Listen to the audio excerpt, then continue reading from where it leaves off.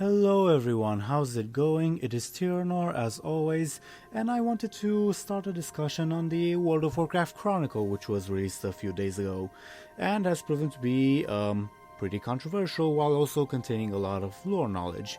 So I plan on addressing most of the stuff within it. I would also like to say that the Chronicle has pretty much retconned probably around a half of my lore facts series.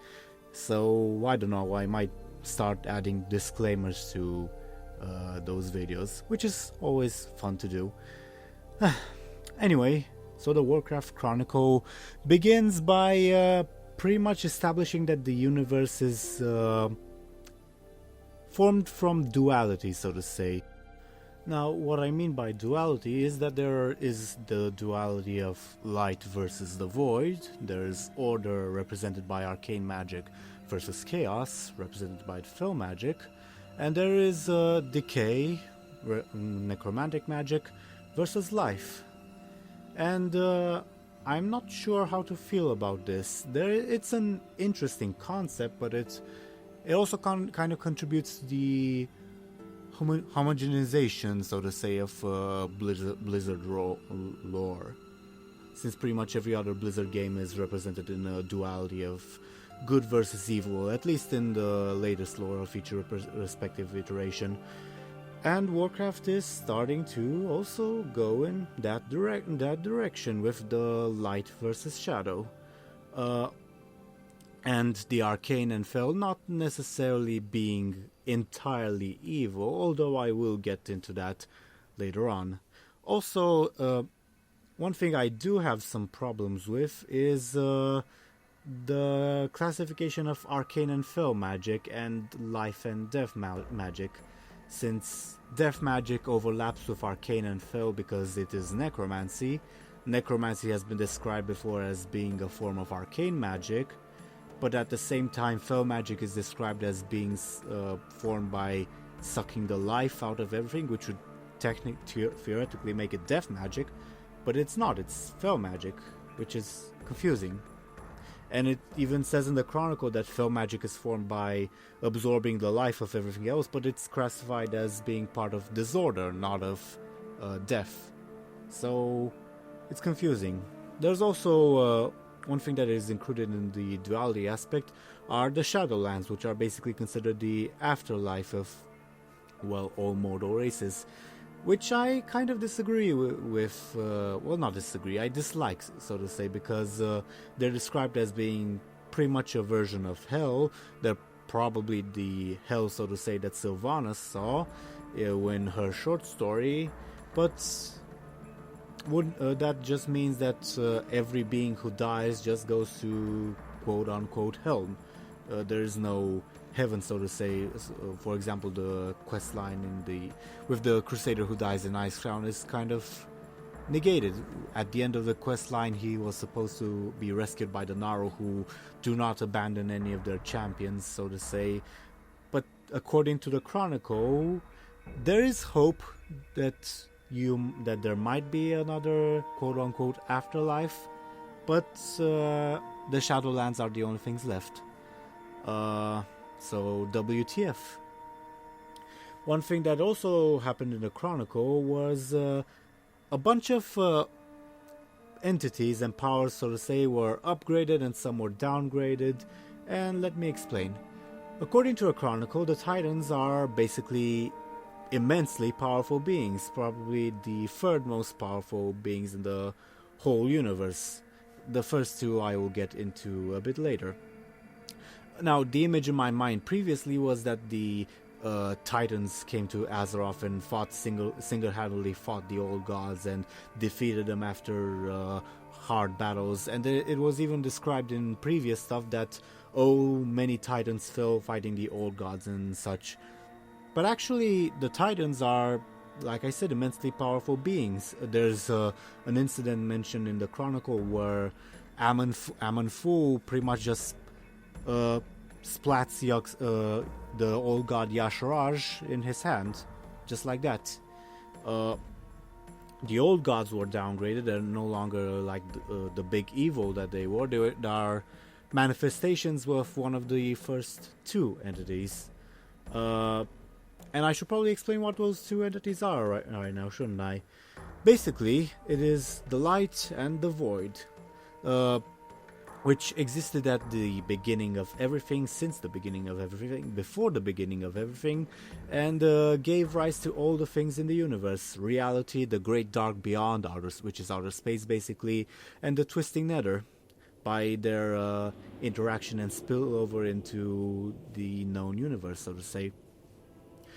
The light itself doesn't really seem to have a consciousness per se, it just seems to exist, while the void does have consciousness in the form of the Void Lords. Now you might say, but aren't the Naru the manifestations of the light?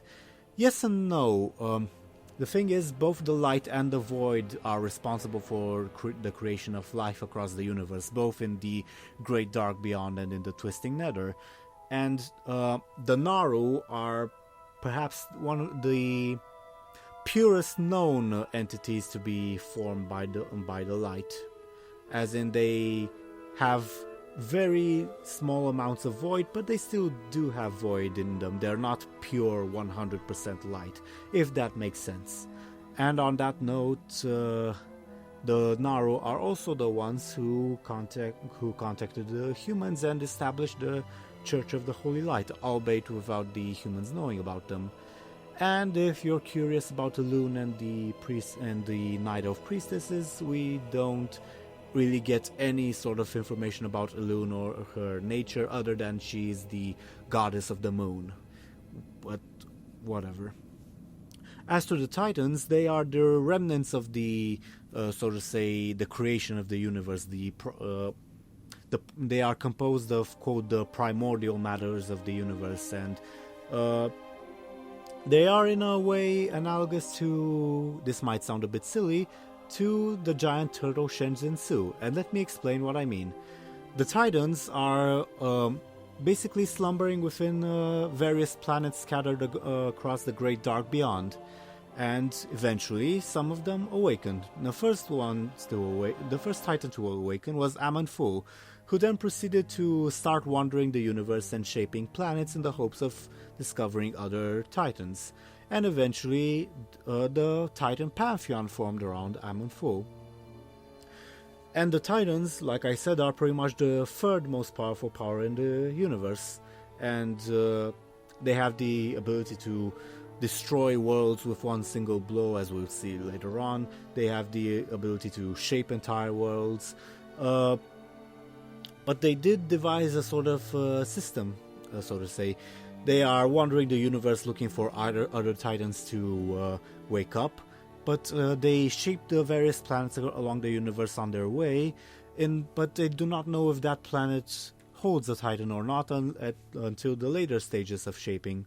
And they pretty much just continue shaping the universe regardless of if that planet has a Titan or not, which I found to be interesting.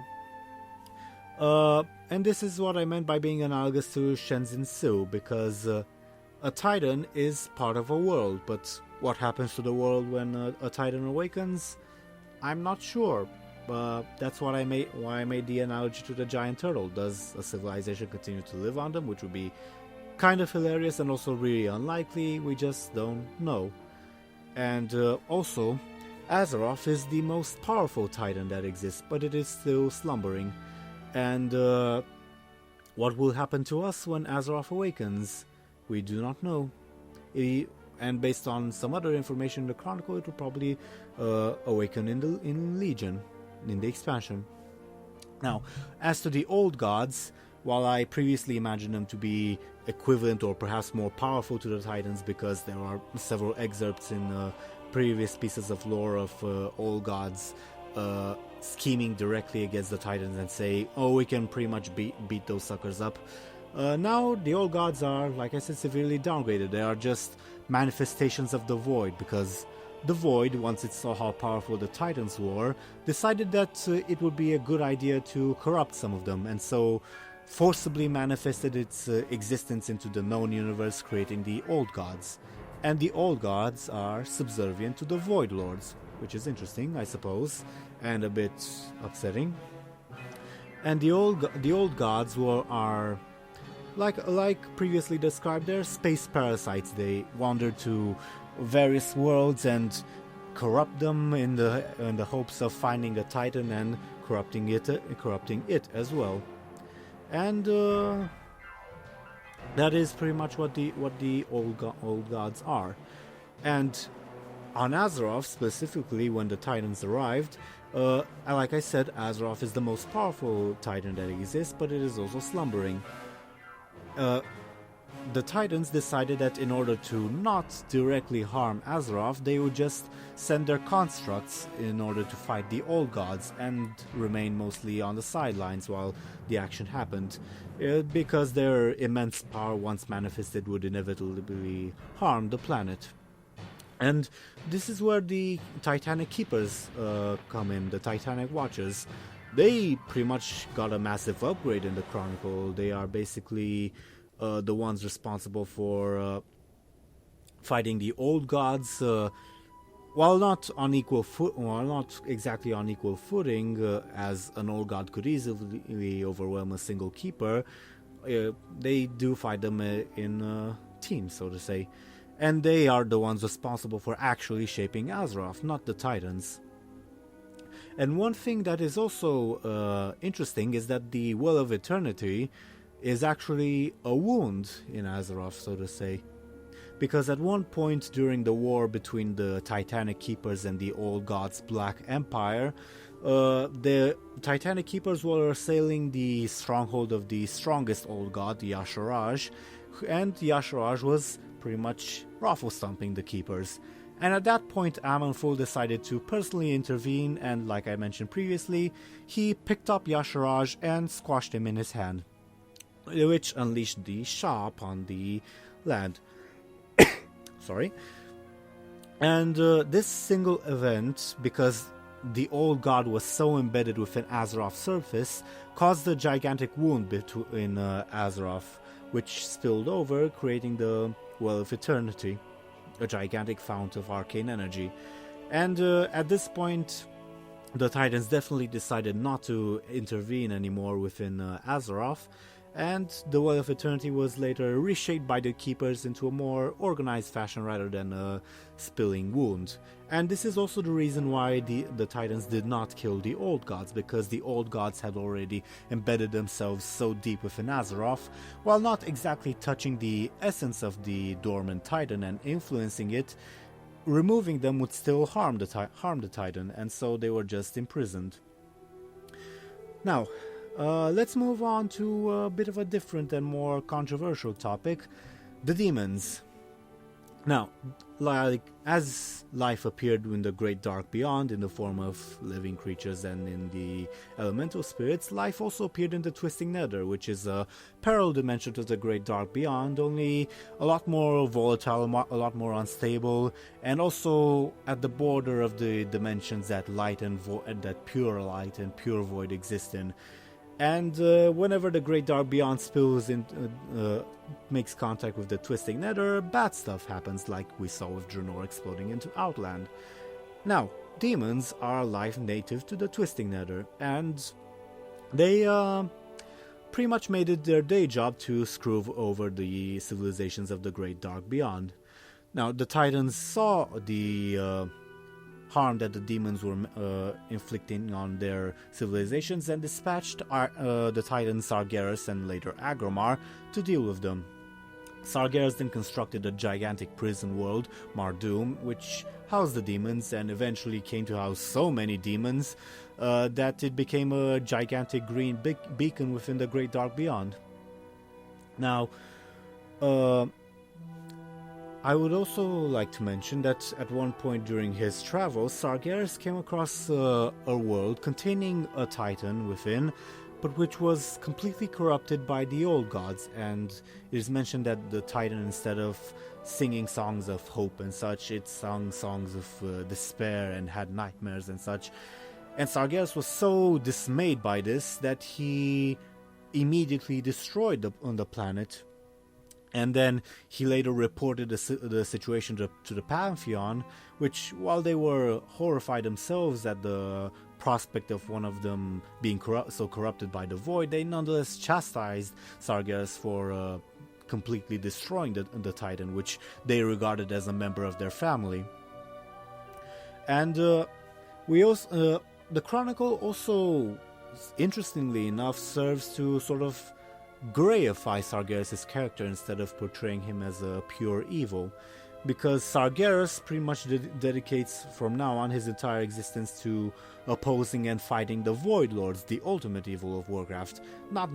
And at this point, after several years of meditation, so to say, Sargeras decides to shatter the prison world of Mardoom, corrupting himself with fell magic in the process, and offered the imprisoned demons a choice: join me in destroying life in the universe, or be completely destroyed, which the demons obviously joined with him.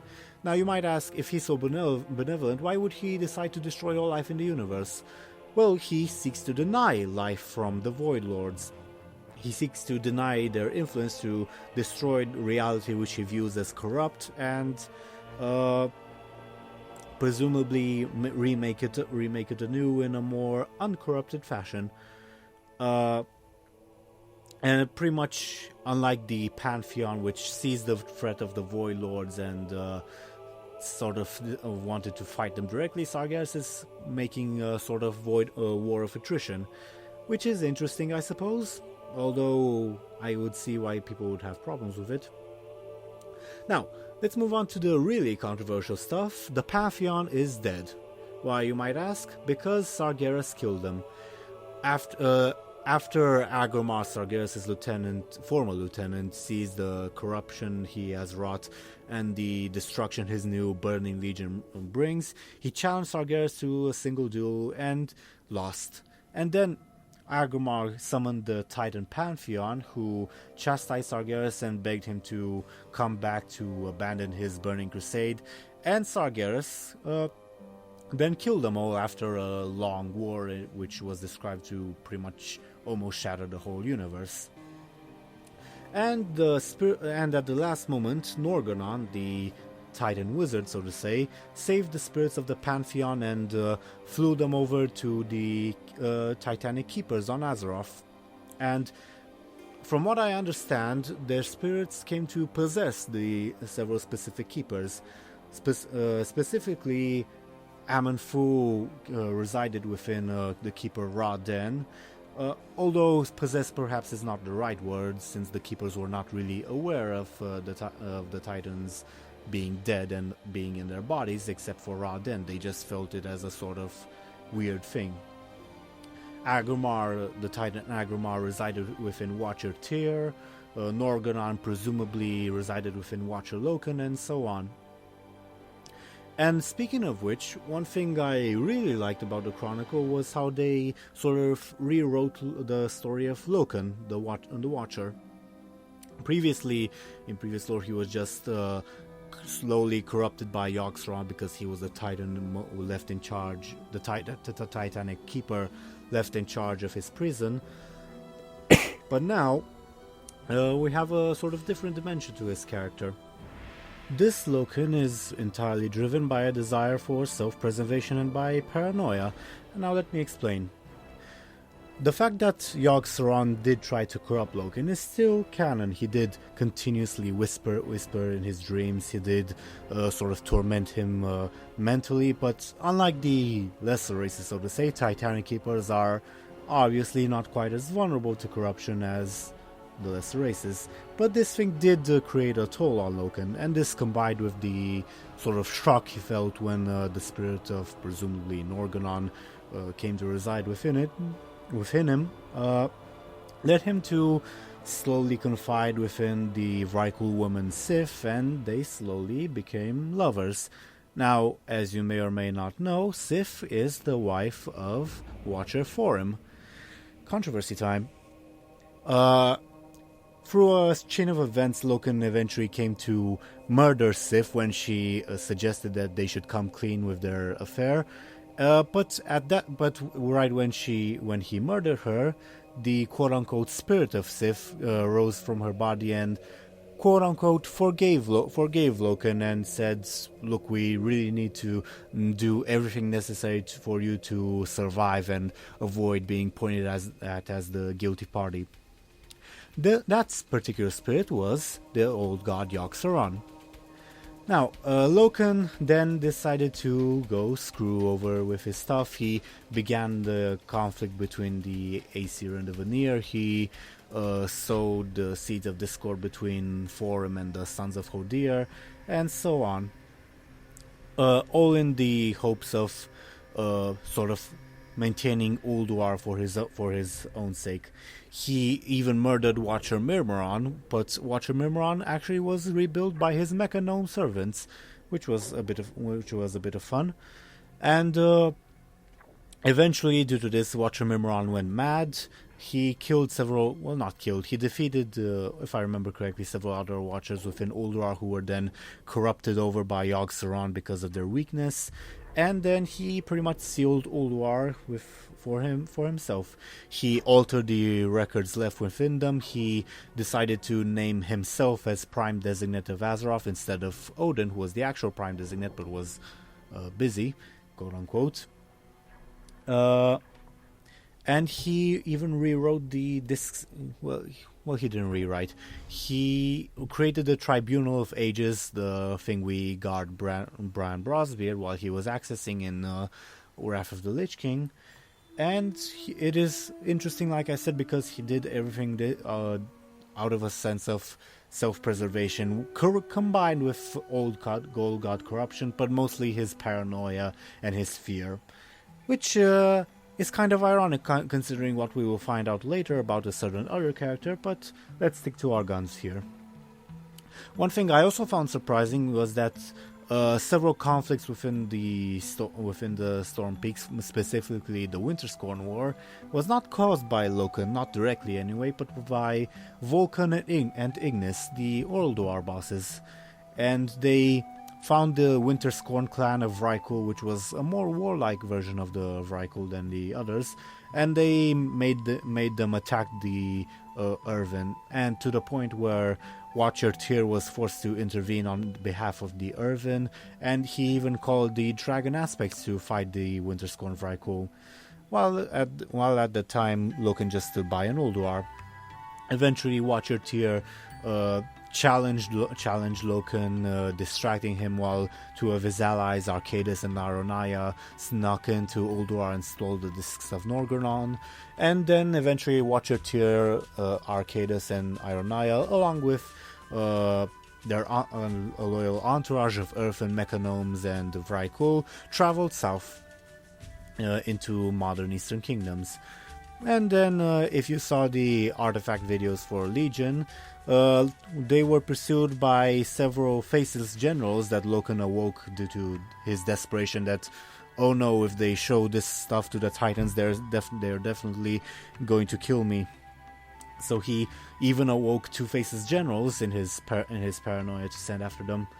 And Watcher Tyr died fighting them, wounding one and quote-unquote killing the other. And speaking of old god corruption, let's talk a little bit about Yogg-Saron. Yogg-Saron seems to be pretty much responsible for everything according to the Chronicle.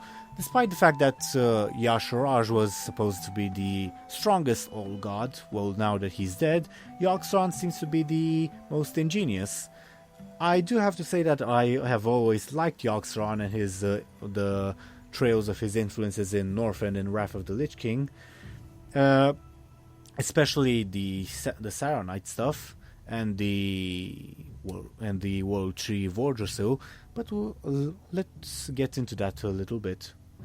Yogg-Saron, like I said, seems to have caused everything. How you say? Well, he caused the Curse of Flesh, which we already knew, and he at some point was so almost free from his prison that he started spreading the metal Saronite throughout the world. At this point, a conclave of druids, led by Fandral Staghelm, decided to plant other world trees on Azeroth other than Nordrasil, which they were criticized for not doing with the Blessing of the Dragon Aspects.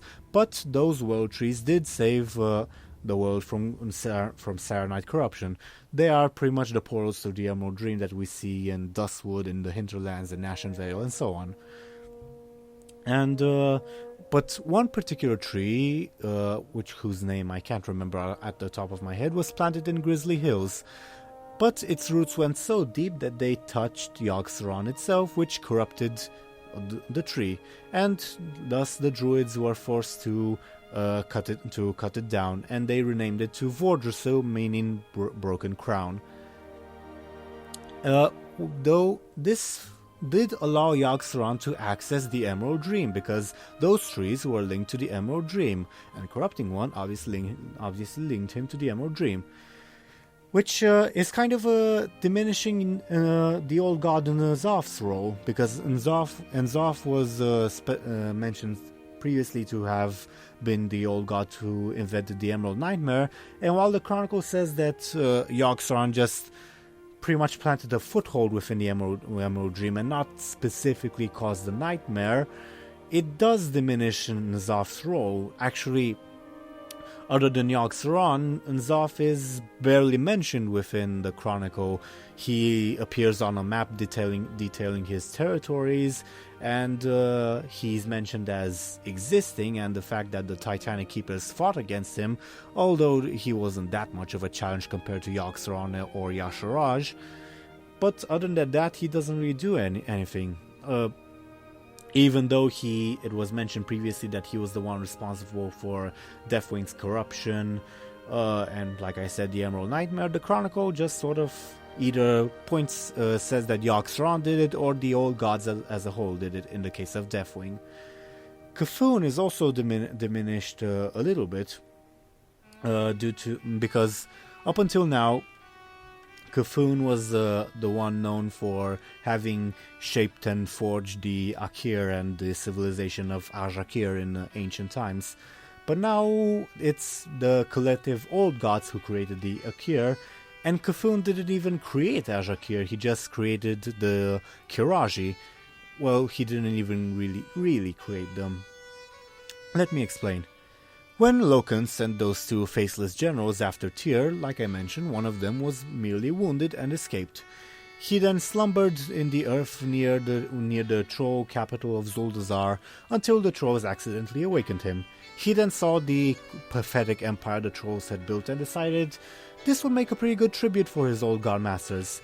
So he reached out within the earth and found the slumbering Akir that had survived the coming of the Titans, and he ordered them to march against the trolls. Only later on, after the Akir were defeated and scattered, did C'Thun take control of the ones within Ankiraj and decided to shape them into the Kiraji.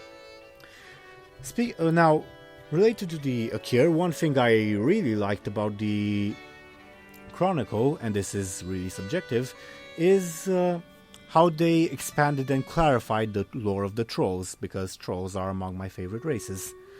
Previously, the rise and fall of the troll empires was kind of unclear.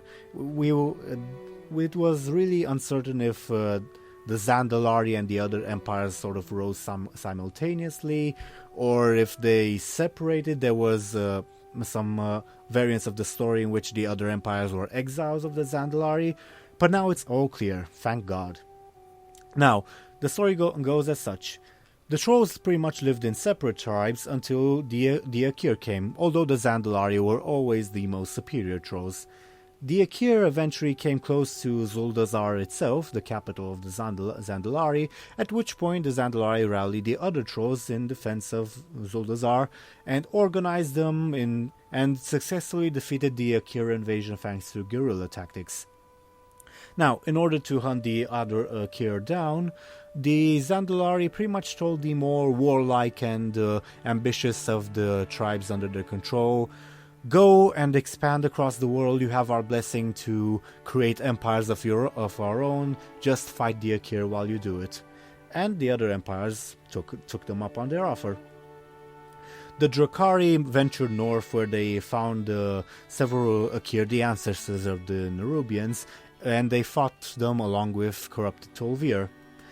The Gurubashi pushed south towards Ankiraj and, after several bloody battles, claimed the territory around there.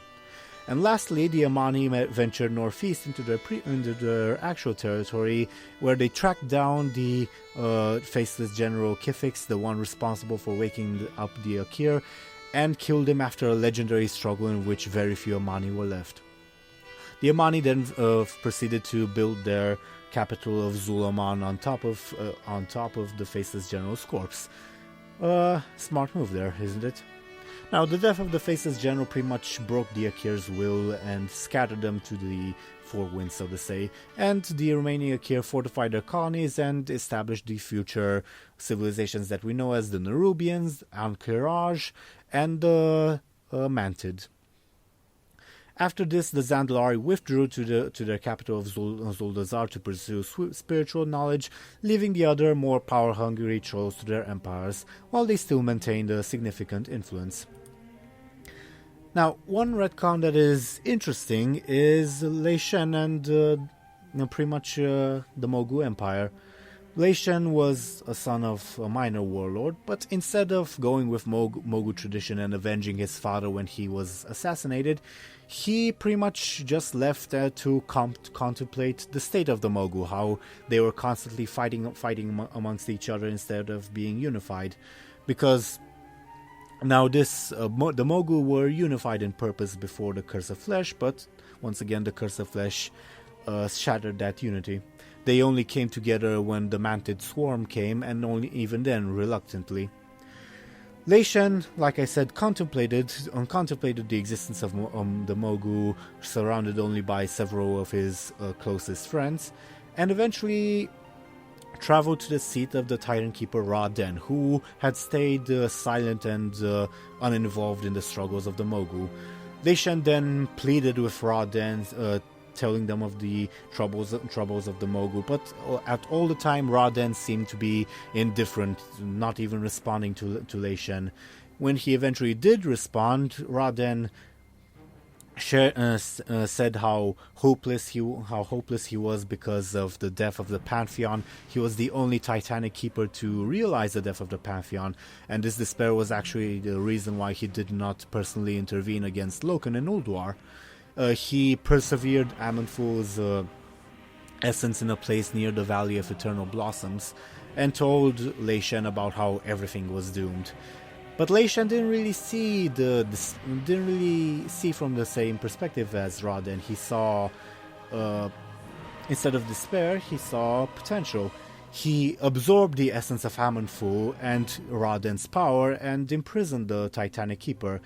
And with Aman'thul's essence and the Titanic Keeper's power, he became the Thunder King and established the Mogu Empire, unifying the Mogu and doing all the various stuff we already know about.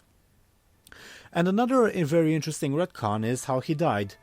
Previously there were two versions of the story. The one sort of propaganda tale that the Golden Lotus told, that of how he died fighting the Golden Lotus in combat, which was pretty much proven to be false, and the other version of the story that he died of old age. But now the Chronicle says that shortly before his death, he invited the Tol'vir, which were another race of Titanic constructs living nearby, more specifically in Uldum, to join his empire. The Tol'vir were impressed by Lei Shen's accomplishments, but they were less impressed by the use of slavery and the brutality of his empire, and thus refused. Lei Shen, as a result, invaded Uldum, which he found to be abandoned by all save a handful of Tol'vir. Lei Shen invited several of the elite Zandalari to witness his victory, at which point the few remaining Tol'vir unveiled their secret weapon, the Halls of Origination, which they used to completely purge the Mogu army along with the Zandalari elites, and which led to the death of Lei Shen. A purge which was so strong, even though they only used a fraction of the Halls of Origination's power, that from then until now Uldum became a desert, with only the small pockets of greenhood left near the Vernal River. This obviously disorganized the Mogu Empire, and the next emperors were not as strong as Lei Shen, and the Zandalari themselves didn't really emerge unharmed from this. It is stated that the Zandalari Empire took whole generations to rebuild after losing most of their leaders in Lei Shen's fiasco.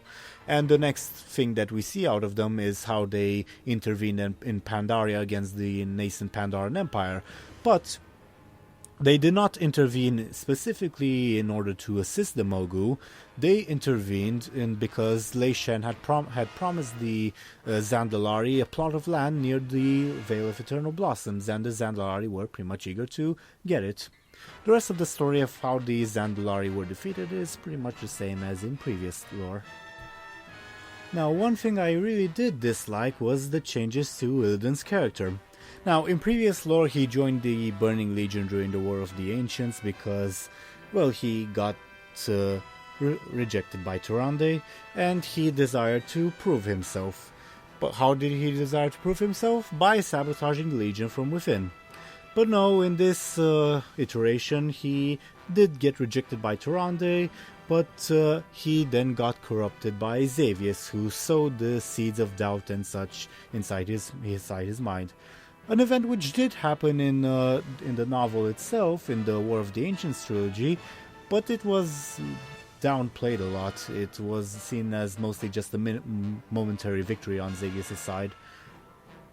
Illidan in the novel and in previous lore was always sort of a quote-unquote good character, at least with good intentions, even though his methods are extremely ends justifying the means-ish.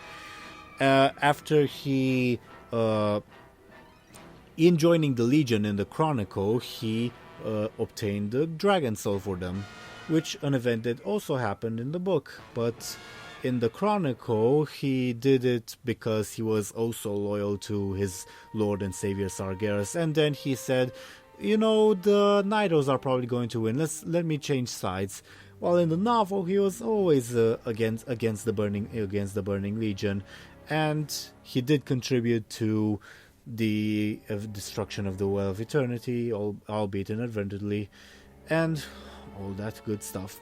I'm also amused that the Chronicle does not mention the Ronin or Crassus or Broxigar in the new story, even though they were pretty much the driving force behind the War of the Ancients. But no, I am kind of amused by that, like I said. One thing I did like in return, although it does not match my dislike for Illidan's portrayal, was the portrayal of Daframar Sunstrider, the first king of the High Elves. He was actually kind of a good guy. He had an opportunity to turn on the humans once he and the High Elves landed on the Eastern Kingdoms, but he saw no real point in doing that. In addition, he also was portrayed as a fairly wise leader, so to say, leading the elves to settle where they eventually did settle in Quel'Thalas, and he also stepped down from his position as king before he died, which was interesting. One thing that is also interesting is how the ties between the elves and the humans are portrayed, other than the troll wars, which were greatly expanded upon. While the elves were journeying from Tirisfal to Eversong, they became stuck in a blizzard near the Alterac Mountains, a blizzard which threatened to actually kill off their entire race, were it not for the charity of several human tribes. And later on, after the Troll Wars and the bonds between humans and elves were solidified, there were some, if I remember correctly, there were some fairly altruistic gestures on the part of the elves, which really signified that there was a fairly deep bond involved. At least that was 3,000 years ago. Later on, the relations cooled off, although not to the point of war, and we all know the story of the Second War, of how the elves were reluctant to join the alliance, but then only fully committed when the Horde attacked their lands, and so on. Speaking of elves, the Chronicle also mentions the several highborn colonies, Well, obviously the Naga of Nazjatar and Queen Azshara, and the High Elves of Quel'Thalas, but there are also two other colonies that are mentioned. The Chandrolar of Dire Maul are mentioned. Their lore is pretty much the same as previously, but do we also get information about the sect of Highborn in Crystal Song Forest? Unlike the Chandrolar or the High Elves, they did not have a source of power to sate their lust for arcane magic, and thus became more and more desperate. Eventually, the elves decided to steal several artifacts from the Blue Dragonflight after they observed how they crystallized everything and turn it into magic for them to consume. And as you can probably imagine, stealing from the Blue Dragonflight is not a very good idea. The conflict eventually led to the Blue Dragonflight invading the home of the elves in the forest, and the elves grew so desperate that they started weaving a sort of cataclysmic spell, which the blue dragons avoided in time, which turned the entire forest into crystals and made the spirits of the elves haunted for eternity, which gave rise to Crystal Song Forest as we know it today, which was an interesting story and great addition, because we did not really know what happened to that forest. Another thing related to the Chronicle is it's pretty interesting how the Mechagnomes are in many ways the heroes of the story. They were pretty much the only Titan construct to actually do their job once the shit hit the fan. And there's also a fairly interesting story of how the gnomes eventually also left Uldaman and began their civilization of Nomergan, with the exception of one lone gnome female who remained behind to take care of the sleeping Earthen. She eventually fell prey to the curse of flesh, but just before she succumbed to old age, she succeeded in awakening the Earthen, who were now dwarves thanks to the curse of flesh. And moving back to things I dislike is Sargeras and Aegwynn. Now, I have some mixed feelings about it, but I am tending towards the dislike camp. The retcon specifically is that after Aegwynn fought the avatar of Sargeras and Sargeras embedded himself within Aegwynn, Sargeras in this new timeline also started to influence Aegwynn's decisions, and he was actually the one more or less responsible for Aegwynn becoming more and more defiant towards the council and keeping all the power to herself, and eventually siring a son. Which, while it does make sense for a being such as Sargeras to influence the host it inhabits, it also diminishes one interesting aspect of Aegwynn's character, because she's obviously a flawed character, but now many of her flaws, not all, but many, are attributed to Sargeras whispering in her ear, so to say. One thing that is also interesting is that Aegwynn, in her flight from the rest of the Council of Tirisfal, because the Council of Tirisfal formed an organization named the Tiris Guard in order to gain back the powers of the Guardian from Aegwynn, she actually was the one who built the Tower of Karazhan. One thing I did entirely dislike was how one member of the Tiris Guard, Yogg-Saron, eventually fell in love with Aegwynn.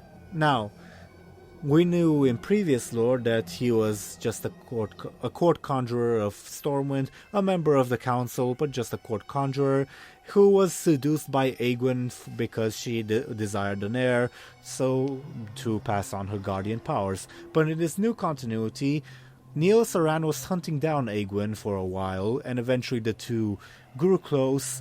Yogg-Saron realized that Aegwynn did have some valid points because the council was actually corrupt, the council was interfering in human politics, and the two fell in love. It was not a one-sided thing, and they both agreed that they should conceive a child to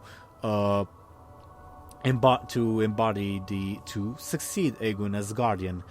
Unlike the previous lore in which Aegwynn just seduced him and used him for her own purposes because she did not trust the council and she desired an heir for her own, which I found actually to be the more interesting story than Lei Shen falling in love with Aegwynn and Aegwynn falling in love with her. But it is what it is, I suppose. If that was the story from the beginning, it would have been fairly interesting, but since it's not the beginning and it's pretty much just a pointless retcon, I rather dislike it. And also, like I said, the previous story of Aegwynn using him for her own means was more interesting, in my honest opinion. Well, I suppose that pretty much covers the Chronicle. Despite how mixed my views on it are, I do recommend it to any lore fan of Warcraft. It's basically a very comprehensive guide to Warcraft's early history, a pretty massive encyclopedia, and it serves as a pretty good point to read for new initiates to the lore, as well as old initiates to the lore like myself. I would also recommend, when it comes out, that you check out Necroxys' video on the Chronicle as well.